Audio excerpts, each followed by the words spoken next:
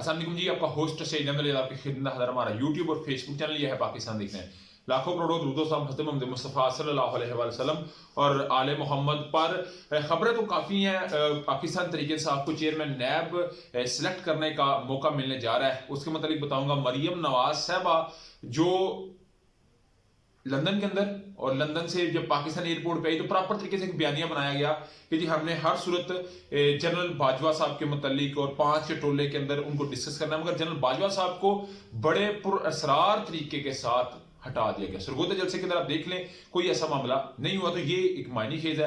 ये सारे के ऊपर मैं बात करूंगा, मगर सबसे पहले ओवरसीज पाकिस्तानियों के लिए बहुत बड़ी एक खुशखबरी है और पाकिस्तान तरीके इंसाफ के लिए वोटरों स्पोर्टरों और जो वज़ीर आज़म बनाना चाहते हैं इमरान खान साहब को एक दफा दोबारा से, उनके लिए बहुत बड़ी एक खुशखबरी ये है कि सुप्रीम कोर्ट के अंदर दरखास्तें दायर थी, पाकिस्तान तरीके इंसाफ की जानब से भी दायर थी और ओवरसीज की जानब से भी दायर थी कि जी आप हमें वोट का हक दें। तो इसको जी सुप्रीम कोर्ट ने समाअत के लिए मुकर्रर कर लिया।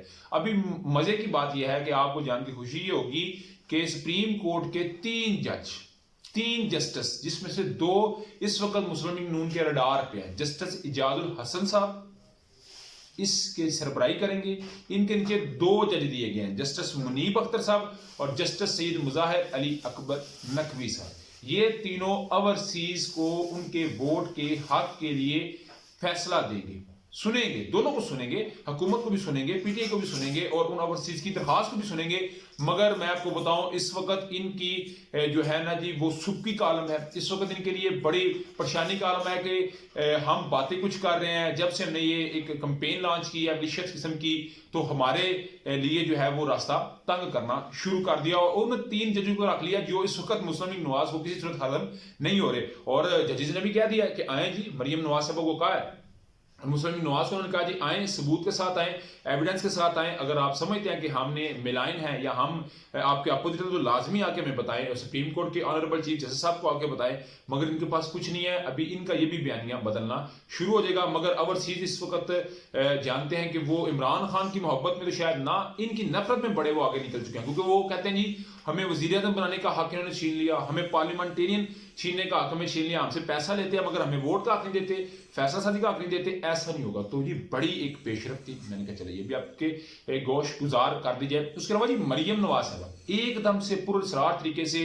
जैसे बाजवा साहब कहते हैं मैं गुमनाम हो जाऊंगा, तो गुमनाम इन्होंने किया है। आप जानते हैं कि 5 के टोले में उनका नाम था, मगर सरगोदा जलसे में जिना 18 गाड़ियों का काफिला, इधर कह रहे हैं चाचा कि कफायत शहरी करनी है, उधर जो भतीजी है वो 18 गाड़ियों का काफिला। ये कोई वजीर आजम का प्रोटोकॉल भी शायद ना हो। वजीर अल्लाह का मैंने प्रोटोकॉल इधर देखा, किसी मशीर को मिलने आए तो मैं भी वहां पे था, इतना तो शायद उनका भी प्रोटोकॉल नहीं था जब वो आए। मैं 7 गाड़ियों पे प्रवेदे साहब आए थे, तो इन्होंने जो है 18 गाड़ियों का काफिला, और कोई भी इनके पास पब्लिक डेजिग्नेशन कोई नहीं है। यहाँ होता है ना कोई मिनिस्टर हो, कोई सेनेटर हो, कोई वजीर हो, कोई वजीर आला हो, कोई साबका हो, कोई साबका वजीर आजम हो या अन्य, ऐसी कोई बात ही हामद ने कह दिया कि ये वजीर आजम नहीं बन सकती, तो उनको ये मिला।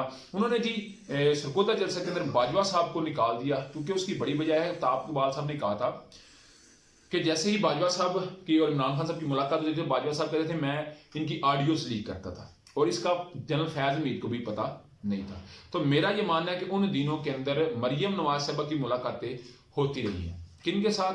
एस्टैब्लिशमेंट के साथ उस वक्त, यानी जनरल बाजवा साहब के साथ। तो शायद कहीं उनकी भी कुछ ऑडियोज लीक हो गई उनके पास हो, तो शायद ये कहीं टेस्टर ना लगाया गया हो कि जी ध्यान कर लो, नहीं तो आइया खड़िया जी, नहीं तो आया जी वो क्या गोली का जो एक लफ्ज इस्तेमाल कर रहे हैं। तो ये एक मेरा ख्याल है बड़ा काम हो सकता है। तो मैंने कहा ये भी आपको बता दीजिए। उसके अलावा जी आप जानते हैं कि पाकिस्तान तहरीके इंसाफ जो है उनकी जो चेयरमैन नैब के लिए मैं बात कर रहा था, आपको बताता हूं कि आप जानते हैं लाहौर हाई कोर्ट ने बकाया तौर पे जो डी नोटिफाई का मामला था, जो MNAs थे 70, उनके मामले के अंदर बात की। तो जी अभी बड़ी अपडेट यह है कि इमरान खान साहब आप जानते हैं कि एक साथ 7 हल्कों में कामयाब हुए थे, 6 में इनको डी नोटिफाई कर दिया, 1 में इनको कामयाब कर दिया, और 27 जो रेजिग्नेशन थे उनको भी डी नोटिफाई कर दिया। यानी कि 27 नए MNA जो सबका MNA थे, मगर अभी वो दोबारा से कौमी असम्बली में जाएंगे। जब दोबारा से वो कौमी असम्बली में जाएंगे तो डेफिनेटली वो हिस्सा बनेंगे किसका?